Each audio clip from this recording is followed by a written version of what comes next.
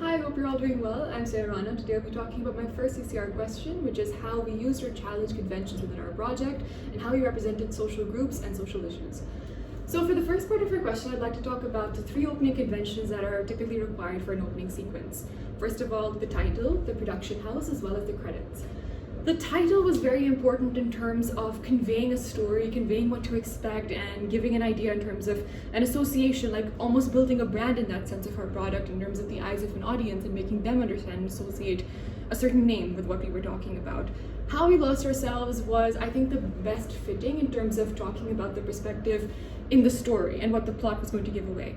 So the opening sequence itself kind of gives away the plot. You instantly kind of figure out that, okay, she murders her husband. You're able to tell that, you're able to piece that information together with small details to the larger continuity and the continuation of every one of the scenes and how we brought everything together. It was to give away the plot that yes, she killed her husband.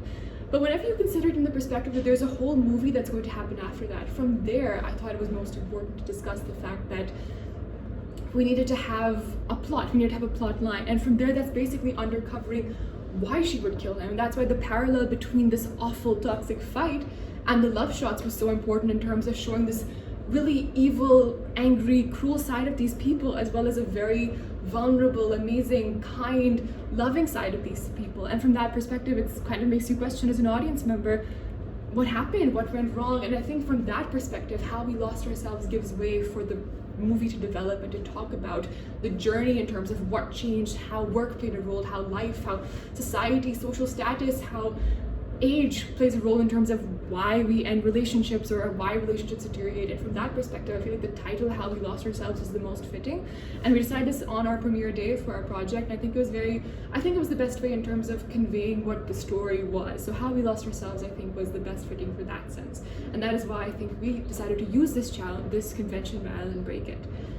For our second convention, which was our production house. So production house, I think, in terms of a sense of ownership, a sense of collective drive for the project, and in terms of everything with me and my group partner, we were able to create a production company that would distribute our product and make a product. And I think it would equally kind of represent that this is a project made by both of us, and in that sense it was something from us. So I think the production company was very important in terms of giving a sense of originality, a sense of a home for this project and everything where this project can actually belong. So from that idea, I think it was also very important that we use this convention rather than break it. And thirdly, for the credits were really important in terms of giving appreciation to everybody who was involved, whether it was our friends who helped even in terms of moral support or in terms of providing locations or helping us in general. We really were appreciative of that. And then in terms of every single role that we had, we thought credits would be very great in terms of establishing that and telling our audience in terms of how much work actually went into it. So therefore I felt that credits were a very important and crucial part, and therefore we should use this convention rather than break it. The second part in terms of what conventions we used for the genre, which was a drama thriller, there were several different things that we had applied to our project. So first of all, having a drama movie, it requires a lot of realism. It requires a lot of real life. And I think that was accurately displayed with the use of mime, which is the act of delivering performances without the use of dialogue.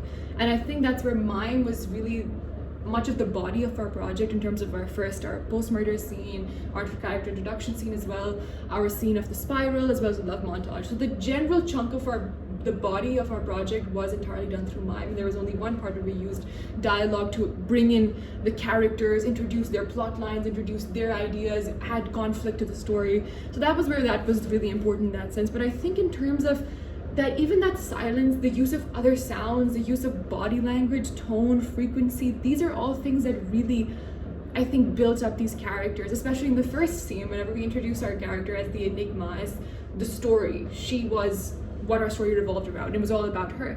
And we did this as well in terms of building anticipation in terms of who she was and what was her role within the movie and how could we kind of expand upon this. So using the tilt motion in the camera, we built up this character from the ground up, quite literally, in the sense of trying to bring in this whole idea of what happened. And then as the camera goes up, you start to see her covered in bruises, you see her covered in blood, you see her, messing with her jewelry as well, and then you see an attendant caring for her. So you see a bunch of different things that make you kind of question the general idea. On top of that, I think the use of sound and our editing style that we used in terms of making a sound bed of the flat line, I thought was a very important thing in terms of indicating that somebody has died.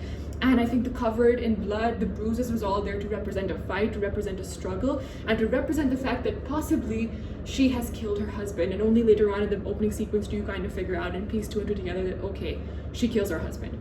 This is later on even further emphasized by our fight scene, which is where we use another convention for drama thrillers, which is dialogue, which is conflict from any movie.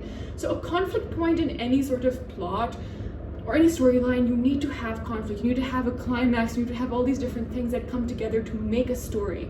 So the conflict, I think, really came in by the acting of these two people, these two individuals, these two characters that had these very different perspectives, very different views and takes on things. So you could see him turn towards more physical violence while she turned to more verbal abuse.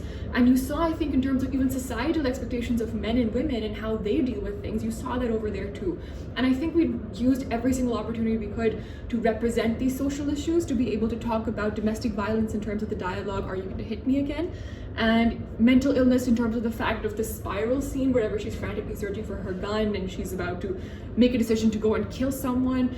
And before that as well, you also the idea of, I think, the patriarchal mindset that dominates. This is like reflected in the types of attitudes or the tendencies that they have. For instance, her verbal abuse and his physical abuse and them shouting and screaming at each other, as well as anything. I think it talks about emotions that aren't talked about enough within society in terms of anger, in terms of disappointment, in terms of jealousy. These are all very real emotions that I felt like as a writer that was kind of absent in terms of many plots, and you weren't able to really kind of expand or develop a storyline on that. So I feel like acting in terms of a drama thriller, it really gave way for us to build a story around this character who had been wronged and introduce this whole aspect in terms of her doing something bad, but is it justifiable? And I think the story will go into that in terms of the film, and I think as an opening sequence it did a lot of justice to that fact. Moving on, so mime was a very important convention of a drama thriller. As well as that, you have mental illness, that is also something there that's a very important thing about thrillers. As well as that, you also have other things in terms of dialogue, in terms of the case of morality, understanding what is the right thing or the wrong thing. And I think from that aspect of understanding, separating good from bad, you see that in the fight and the frantic gun search scene, or the spiral scene we like to call, because it shows her perspective in terms of her not sure. Only whenever you see her kind of pull up the gun to herself and be able to kind of feel confident, and like the red light is a sign of rebirth almost, you see a very different version of her character. And I think this spiral stage was very important, even in terms of if you give reference to things like Hamlet, to like Macbeth, and seeing this whole idea in terms of even Lady Macbeth and like Out Damned Spot, and you see all these different perspectives that as a development of the story, there's that breaking point. And I think illustrating that breaking point gave way for an entire plot to kind of be developed on top of that. And I think from that perspective, these conventions were very important. So we did use mime, we used dialogue, we used mental illness, we used the concept of morality, we used the concept of spirals, we talked about conflict, and a climactic action as well in terms of her finally making a decision in terms of murdering her husband. So I think in terms of social issues, we were able to represent that, and I'm going to go in a little bit more detail with that with my co-star, Sohaib Abbasi. So we're going to be talking about our second portion of our question, which is how does our project represent and tackle social groups and issues?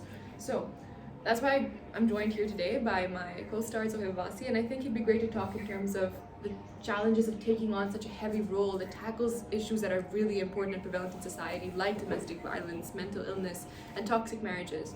So what did you think in terms of your challenges that you faced? This was a very heavy role to take on, especially for me, because this was my first time acting. And in a society like Pakistan, where domestic violence is very common and unspoken about, and mental illness is not that like taken into regard as such, and to portray that on screen for the first time, that was just really hard. Yeah, really demanding. I think even in terms of being an actor, you have a responsibility in terms of, especially when you represent such important, deep characters that carry on such real important issues. And I think domestic violence, whenever you live in a world where 1 out of every 6 to 7 men are going to commit an act of domestic violence, and 1 out of every 3 women have gone through some form of sexual assault, it's a huge important aspect in terms of that. And I think we represented it in terms of the fight scenes as well. They were so demanding and so emotionally draining, right? Yeah, they were. And I remember we even talked about it. That was just a very hard time, especially on me. Yeah, because of just how men are portrayed, and I personally did not want to be like that. And that was taking a minute. toll on my mental health as well. But Yeah. I think as an actor, in terms of taking on such a role, it really did have an impact on us in terms of every day when we'd fight it, because it was take after take and really being so submerged in the character. And I think it really gave us an insight into terms of understanding these social issues more, because even though it was all pretend and it wasn't real, and I think we were very good at making each other feel comfortable, Yeah. especially within the fight scenes, I think we were really able to, understand and grasp the concept of such difficult, real issues that happen in society today. And I think that's why it was really great working with Zohaib. it's really good working with you. Before you go, I just wanted to ask, what's your take on the mental illness point of view, or toxic marriages, and so what would you say in terms of representing these really very real issues in society? Do you think we did an okay job? Do you think we were able to properly represent it? Yeah, I think we did a great job, especially portraying how two people in love, they can end up in a toxic marriage, and because of that they may end up being abusive and having deteriorating mental health, which is something that society needs to accept. And yeah, especially in Pakistan where divorce rates are not high and unhappy marriages are common. Yeah, I think we did a great job. I agree. Well, thank you so much for being a part of the project and joining me today. Thank you.